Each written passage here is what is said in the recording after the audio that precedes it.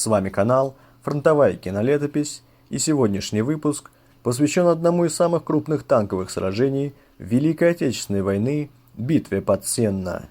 Именно здесь, юго-западнее Витебска, 6 июля 1941 года в жестоком бою сошлись около 2000 боевых машин. Это сражение долгое время оставалось в забвении, во многом из-за того, что наши войска потерпели в нем тяжелые поражения и была почти утрачена вся документация советских частей.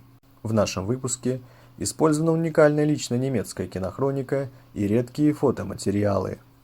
После взятия Минска и разгрома основных сил Западного фронта в Белостокском и Минском котлах немецкие ударные соединения начали продвижение к рубежу рек Западная Двина и Днепр, чтобы начать новое наступление на московском направлении. На Витебском направлении наступал 39-й моторизованный корпус генерала танковых войск Шмидта. Уже 4 июля передовые подразделения 7-й танковой дивизии вермахта овладели Лепелем и продолжили продвижение на восток. Захват Витебска должен был обеспечить дальнейшее наступление на Смоленск и далее на Москву. Южнее, вдоль Московского шоссе, наступал немецкий 47-й моторизованный корпус генерала Лемельзена с целью выйти в район Орши. Для того, чтобы остановить немецкие войска и закрыть огромную брешь в обороне на Минском направлении, прибывшие войска новый командующий Западным фронтом маршал Тимошенко в ночь на 5 июля приказал войскам 20-й армии подготовить контрудар силами 7-го и 5-го мехкорпусов в направлении на Сенно и Лепель. По современным оценкам ведущих военных историков, в составе 5-го и 7-го мехкорпусов было более 1300 танков и 300 бронеавтомобилей, в то время как силы 7-й и 17-й танковых дивизий вермахта к 4 июля 1941 года насчитывали около 300 боевых машин. Позднее им на помощь прибыли силы 12-й танковой дивизии в количестве 200 танков. Таким образом, в сражении приняли участие около 2000 танков с обеих сторон. 6 июля в 10 часов дня 5-й и 7-й мехкорпуса перешли в наступление и вышли в районы к северу и югу от Сенна. 14-я танковая дивизия полковника Васильева не смогла преодолеть оборону немцев на рубеже река Черногосница. Дивизии 5-го мехкорпуса Алексеенко из раскисших после летних дождей дорог продвигались очень медленно и к 8 часам вечера смогли пройти в направлении Лепеля только 15 километров. Утром 7 июля части 14-й танковой дивизии продолжили наступление. Продвижение захлебнулось после 4 километров пути, после того, как они столкнулись с главными силами 7-й танковой дивизии Функа. Советские соединения понесли тяжелые потери и откатились на восточный берег реки Черногосница.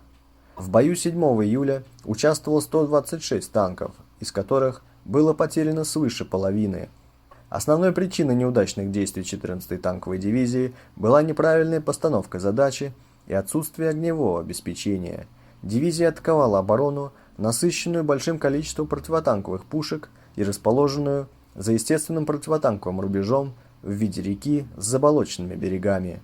Попытка под огнем навести переправы и атаковать основными силами танковых полков привела к большим потерям техники еще на этапе форсирования реки. Только вечером 14-я дивизия получила приказ изменить направление главного удара, однако к этому времени она уже утратила боеспособность из-за понесенных потерь. 7 июля развернулись ожесточенные бои за Сенно. Город 3 раза переходил из рук в руки, но тем не менее к концу дня остался в руках частей Красной армии. Ранним утром 8 июля немецкие части при поддержке артиллерии атаковали Сенно с 3 направлений, но эти атаки были отбиты. Вскоре под прикрытием авиации части 17-й и подошедшие с севера 7-й танковых дивизий вермахта вновь атаковали город и в результате ожесточенного боя выбили из него части 18-й танковой дивизии 7-го мехкорпуса Виноградова, понесшего к этому времени большие потери. Тем временем в 17-й танковой дивизии для дальнейшего продвижения вперед был сформирован передовой отряд под командованием командира 17-го мотострелкового полка майора Михайловского, который получил задачу к исходу дня захватить Лепель и удержать его до подхода частей дивизии. В 9:30 8 июля отряд Михайловского неожиданно атаковал Большие Липовичи. В результате атаки было захвачено 24 орудия и подбиты 3 немецких танка. Однако развить успех не удалось из-за отсутствия горючего. К тому же примерно в 6 часов вечера последовала немецкая контратака силами до 100 танков. Сходу была прорвана оборона 34-го танкового полка и нанесен удар по тылу главной группировки частей 17-й танковой дивизии полковника Корчагина. В результате этого прорыва боевые порядки частей 5-го мехкорпуса были нарушены. 9 июля 14-я и 18-я танковые дивизии отступили на восточный берег Оболянки.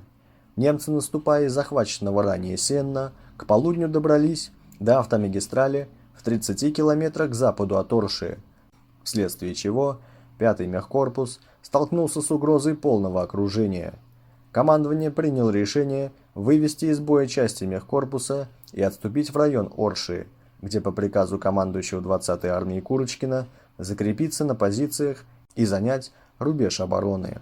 Остатки мотострелкового полка 17-й танковой дивизии сумели вырваться из окружения только 20 июля. Сражение было проиграно. Войска в ходе контрудара не выполнили ни одну из поставленных перед ними задач. Не удалось пройти и половины пути до Лепеля. 8 июля немецкий 39-й мотокорпус форсировал Западную Двину 3 дивизиями в районе Улы, сковав действия советских войск. А 9 июля 20-я танковая дивизия вермахта ворвалась в Витебск.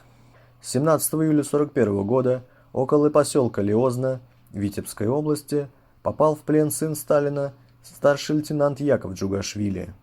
Доклад командующего 20-й армией генерал-лейтенанта Курочкина маршалу Тимошенко по итогам первого дня боев во многом проясняет основные причины поражения. Отсутствие успеха в корпусе, объясняя неумением командования организовать бой, отсутствием взаимодействия между артиллерией и танками, слабой работой штабов, недостаточной поддержкой и прикрытием со стороны авиации, позволяющей авиации противника безнаказанно бомбардировать части корпуса. Командиры бригад дивизий корпусов не в состоянии решать оперативные задачи.